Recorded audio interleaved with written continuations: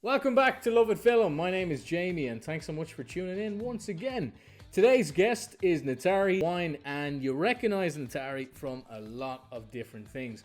Whether it be Lethal Weapon, that 2017 show, or his new show on Apple TV Plus called Smoke, Ntare is everywhere. He's in one of my favorite shows of the year, Dexter Resurrection. He plays Blessing in the show, and quite a big role too. So I'm excited to talk to Ntare about working with Michael C. Hall, being in Dexter, working for an Apple TV Plus show. It's going to be interesting because there's a lot to a life of an actor like this that maybe we wouldn't expect. So without further ado, let's get into the interview. I was just watching your great interview with Dinesh. Oh, thanks. Yeah, what a sweet guy. I mean, and Oh, that conversation about his audition process it was really cool. Yeah, thanks so much for watching it. He was honestly such an inspiring actor, and where he comes from and what he's doing now was honestly a really good conversation. So I know straight away you're one hell of an artist. I mean, you've done a lot. You're not just an actor, you're a photographer as well. I mean, you just made your own film called Memories of Love Returned, which I saw the teaser trailer for, which looks fascinating to me. I mean, could you tell us a little bit about that film? From what I know, it's a story about, say, pictures from the past, from, say, weddings and such like that, being restored, and people from the community getting to see these memories brought back to life. Could you tell us a little bit about it? Yes, the photography, the documentary is about a photographer named Chibate Aloysius Salongo, whose work spanned 5 decades, from the 1950s up until 2006 when he passed away. I had a chance encounter. My car broke down in this small town of Mbirizi in April of 2002, and I stumbled across the studio, and our lives were changed from that moment on. He had thousands and thousands of medium format negatives in this studio that he'd never exhibited or published in any way. So I made it my goal to get his work out far and wide. Unfortunately, he passed away shortly after we met, but this documentary has been my uh, attempt to keep my promise to share his work. And I mean, it just from seeing the teaser alone, it seems like there's so much power in what's going on in that film. I mean, how did it feel bringing those memories back to life, as just as a person in general, seeing people's reactions in the community of this is some, it's because memories, people tend to forget exactly how a memory looks, and then when it comes back it's like, whoa. So how'd that feel for you? Uh, I mean, it was the most incredible experience seeing people reconnect with long lost photos of family members, loved ones that some didn't even know existed, or that they had lost. Imagine, I mean, we've all lost photos on our phone. And imagine if like 50 years of phone photos were lost from a whole district and somehow were publicly displayed. So all those stories, those secrets, those relationships all of a sudden put on display for folks. I mean, the shock and amazement that people had just seeing these photos was breathtaking, because they had thought they'd been lost. Yeah, yeah. I mean, I can't imagine that feeling. And photography, although Love and Film were a film page, so I feel like photography sometimes can have a lot more to say than, say, a video. Just because, as they say, a picture can paint a thousand words. How did you get into photography? Because I know you're a very well respected photographer. Oh, thanks to my dad bought a Pentax Asahi 35 millimeter camera to take pictures of me when I was born. And I ended up inheriting that camera. I started shooting with that as a kid, and really fell in love with documenting our family. So that was my first window in. Yeah.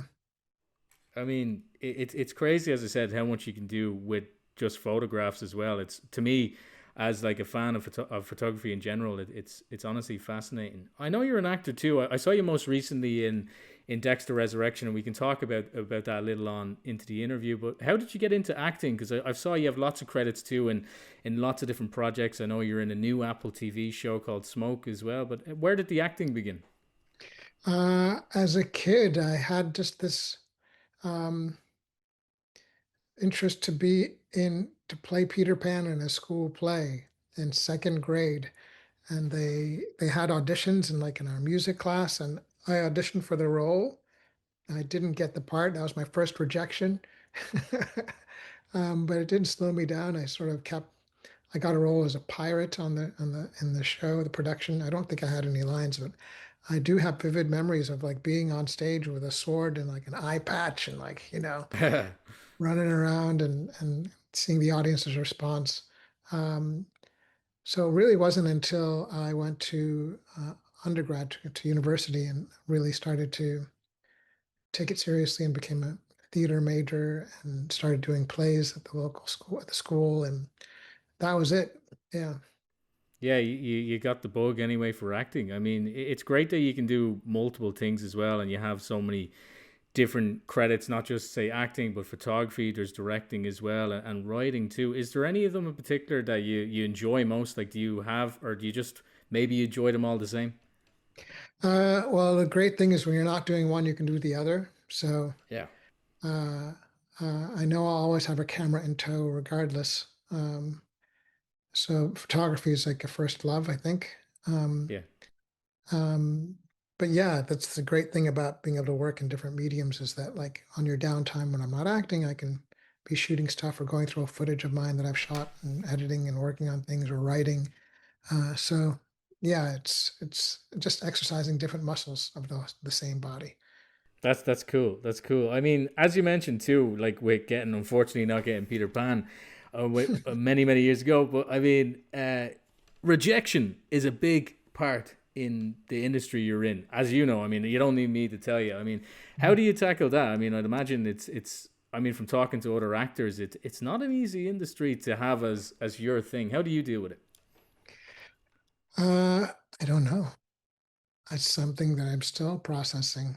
Like, you know, it's it's a constant struggle. Like, uh, that's what's so wild about things you can audition for that you think you're perfect for and you don't get, and then roles that you have no connection to or have no reference point. For example, the role in Smoke, the character on that show I play has lived such a life of hardship and isolation, and I had no personal reference. I was like, "There's no way I don't know how to even do this role," but Yeah. somehow I ended up. I don't know. I still don't know how I ended up landing that part. Um, so you never know. It's sometimes you like for that example, I had rejected myself, but still went through the audition. But I was like, I don't have a shot. Is it So true that sometimes that maybe could help us, and because you're not like I don't, I mean, that would just leave that be. I mean, I might not get that. Does that help as an actor just to not care about it as much? I guess, I mean, one can look at it as this, sometimes when you let go of expectations, you can Sure. experience divine. So if you let go of expectations that you're going to get this job, you don't put that much pressure on yourself. Yeah. Um, but I've done the same thing where I just let go of expectations for something I really want and just be like, oh, let me just play, and it still doesn't work out. So you never I get that. I get you that. never know. There's no You- rhyme or reason. So that's the part of it is just like you know, when you have an audition, just enjoy that moment that you have the audition and, you know, let it go. I was up till almost 3 o'clock this morning working on audition oh my for god! Wow. something I really want.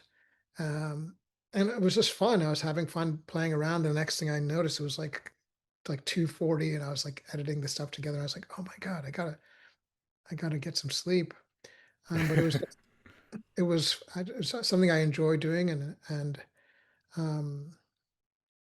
so sometimes, that's just that's the fun is just getting to play.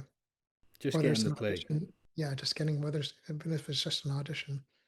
I hope you get it. Honestly, I really do. What I first saw you in though, I know you've had lots of roles, but most recently this year you were in Dexter Resurrection, which is breaking all of the streaming records. It's such a well received show, which doesn't happen often for revivals, but it's like it's become its whole thing, you know. And you of course played Blessing in the show. I mean, Did you know of Dexter before you joined in this production? Like, did you see any of the other shows, or was it just like, oh, this is all brand new?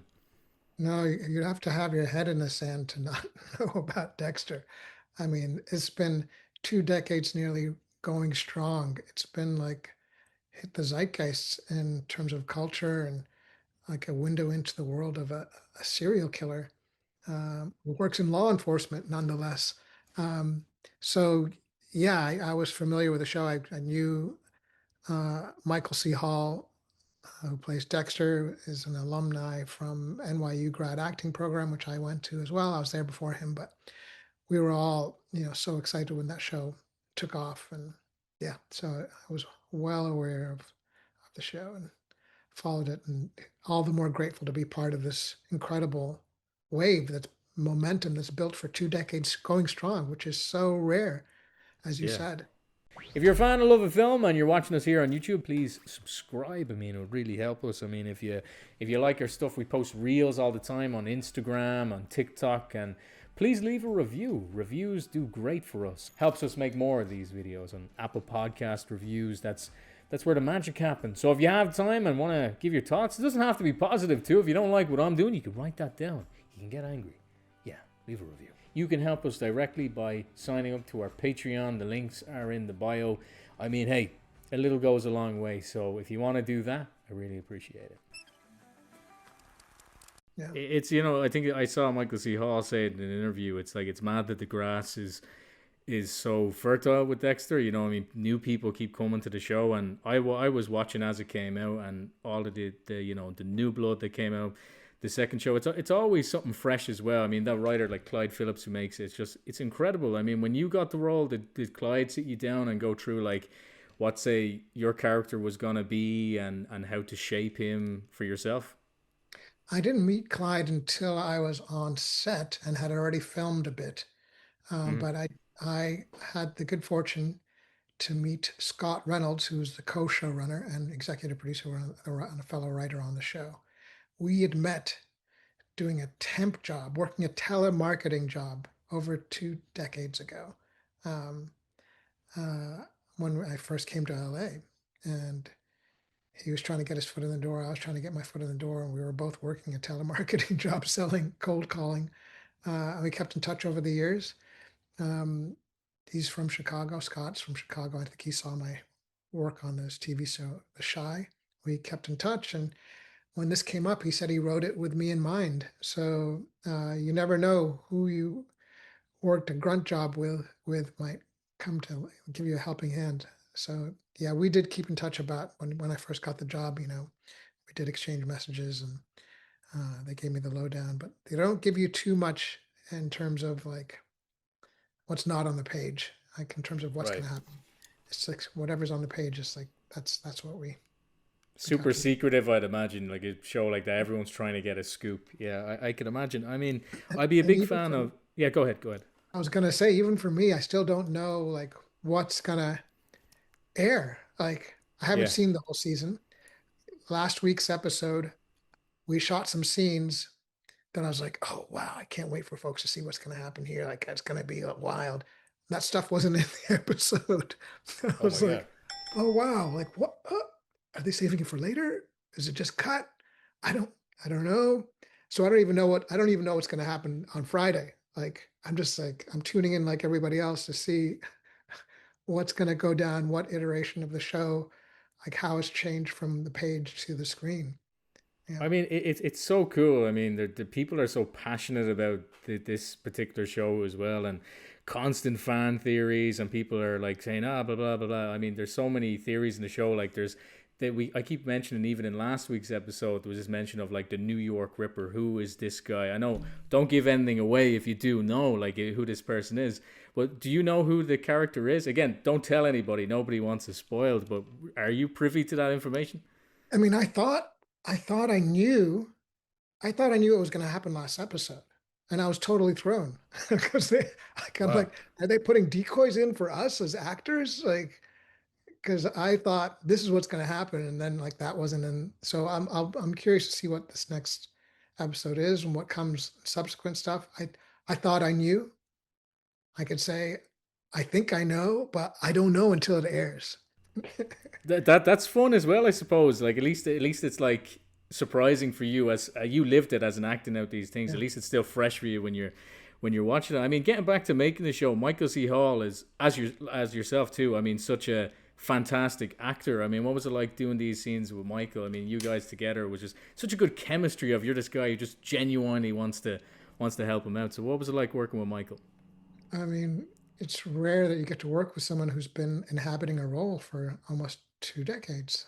I mean, that's what a gift. And he doesn't phone it in. He doesn't take anything for granted. He's there talking to the script writers, asking questions, like really engaged in the process. And you'd think someone who's done something for that long might, you know, be sitting back, uh, riding on their laurels, but he was it was like his first day on the job. He was really like fully committed. And that helped me step up to my game as well because, you know, you want to go head toe to toe. Yeah.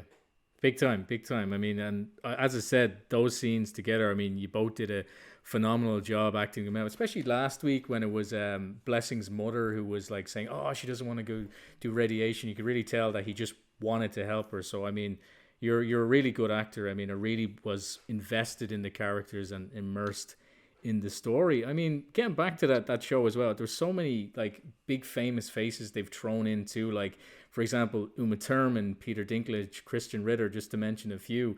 I know from what we've seen, you haven't had any scenes with these guys, but have you seen? Did you see any of them on set, or was it just you're doing your scenes? Or No, I did get to meet Uma and Peter on set, which was a trip because I've been such a huge fan of their work. And to be in a show alongside them was a thrill. Yeah, so we did get to meet. oh, that's cool. That's cool. I can't imagine. I think I'd be shaking just out of oh my god, that's them, you know. So I mean, that's honestly really really cool. From what everything you've done, I mean, as I said, you write, you direct. I mean, you're a photographer as well. Is there a moment from maybe say an image you've captured or a scene you filmed that still has a big significance to you personally from what you've done? Yeah, I was just reviewing some footage I shot in Uganda for an experimental short film just yesterday. Um, so I have um, tons of hard drives with footage I've shot from around the world that I keep mining and revisiting. So that's just that clip just came to mind when you asked that question. So I'm hoping to dive back in and revisit that work and maybe create something new off of it. That sounds amazing, and it's cool seeing these places like so someone in like a job you have. I mean, getting to go to these different places and work, and even for example, not to go back onto Dexter, but filming in New York. You said you went to college in New York. What's it like making, say, a TV show in a crazy city like New York? As myself, I'm from Ireland, so New York City might as well be like a fantasy land. You know, I mean, it doesn't seem real. What's it like working a day's work in this crazy situation? One of the things they say about, the industry is it's all about location, location, location, and location does half the work for you.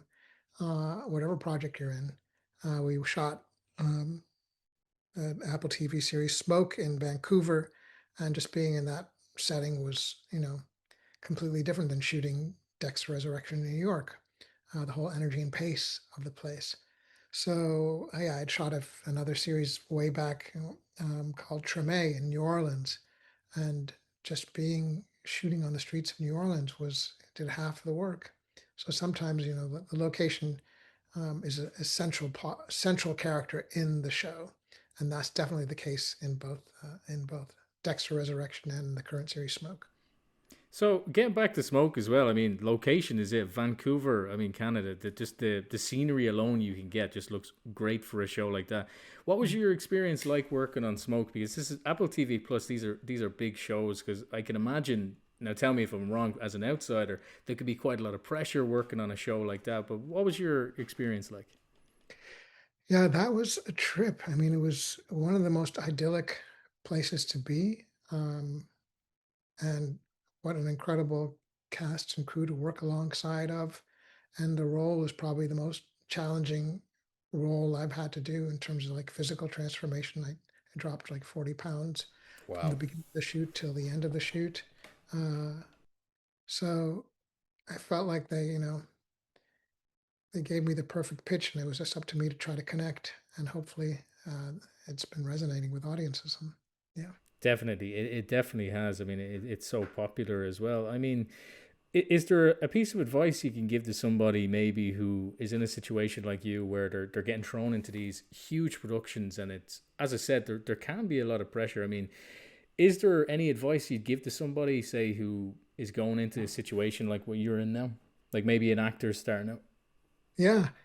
I mean, do the work, keep it simple, show up on time, uh, don't be a pain. The basics, don't be a pain in the ass. It's about, you're you're you're starting with it like every new production is almost like being part of a new family, uh, and knowing that those are relationships that you're starting to nurture, and those this may not be the last time you work with them. Hopefully, you're making your impression from the first day you show up to work. So yeah, Good advice to take on board, definitely. Honestly, Ntare, thanks so much for coming on to Lovett Film today. As an outsider who doesn't know anything about being an actor, doesn't know anything about, say, working on productions like this, or making your own short film or photography, whatever it may be. Thanks for giving me this insight, because it genuinely is really, really interesting to me, and I appreciate you being honest about it, and talking about, say, how it can be hard in this place and how it can be very special in other places too. So yeah, thanks so much for coming on. It was a pleasure to meet you and talk to you today. thank you for adding me to your illustrious library. Thank you. Thank you so much. Honestly, I mean, I can't wait to see what happens in Dexter Resurrection and in Me Smoke. I mean, you're too. killing it. Me too. You too. Our new segment, the movie news of the week. This is going to be a little bit outdated because we're shooting back-to-back interviews all this week, but I'm sure it's still going to be relevant next week, or when you're watching this. So, the newest news for The Social Network 2. So, this is an interesting one. So, they're making a new social network. This time, it's going to be based off, I think, a whistleblower in Facebook. This time around, they are eyeing Mikey Madison and Jeremy Allen White. You might know Jeremy Allen White from The Bear, from Shameless. Mikey Madison, Yeah. she's been in some really good stuff as well. I'm just blanking on her right now. Scream. Yes, I get her mixed up with another actress. But that's the only thing I saw with her. But yeah, and of course they asked back Jesse Eisenberg to play Mark Zuckerberg, but he declined. Honestly, though, I think he's perfect. But I mean, the quirkiness, you know. it was a Fincher that directed Social Network. He's not coming back, but the same writer who you can fact check this for me, editor. Well, look. What I'll say is this: that first movie was great. Yeah. If they have the same writer, it definitely has a chance. Yeah. The lack of Jesse. Yeah, so like there was one, like I want to just touch on for a second that Zuckerberg said the first movie was completely inaccurate to how those events transcribed, with of course him and what's his name, Eduardo Saverin, played by Andrew Garfield. Yeah. He said they were inaccurate, and I'm sure maybe Eisenberg just didn't want to get that heat again. He just didn't want to really get in that scene. He's done so much now. He just directed a movie there, Real Pain, with Kieran Culkin there. Yeah. Great little movie. So he doesn't need the Social Network 2, and honestly, it's too much of a risk to do. I just don't think it's gonna get that same feeling of the first one, especially without the same director. Well, maybe what they're doing is, what I hope is, it's just similar to the first movie, in which it's a timeline of a few consecutive years going from all those violations that Facebook had with people's privacy and stuff like that. So yeah, look, I'm curious what it's gonna be. They have Jeremy Strong eyed for Zuckerberg. Interesting choice. Terrible choice. But is way too. Isn't he like now older than Zuckerberg? Yeah, no. How can he play Zuckerberg? There's probably a million other actors. He was really good in The Apprentice, that Sebastian Stan movie about Trump, but he is a terrible choice. But yeah, we're gonna wrap it up there. That's all the time we have. No, Jeremy Strong. It's Jeremy Strong. He's terrible choice. But yeah, we're gonna wrap it up there. That's all the time we have for the movie news this week. But yeah, And if you want to see more Lovett Film, where I'm talking to people who were in movies like Superman, stay tuned on Lovett Film. So, I'm going to leave it back to you. See you later.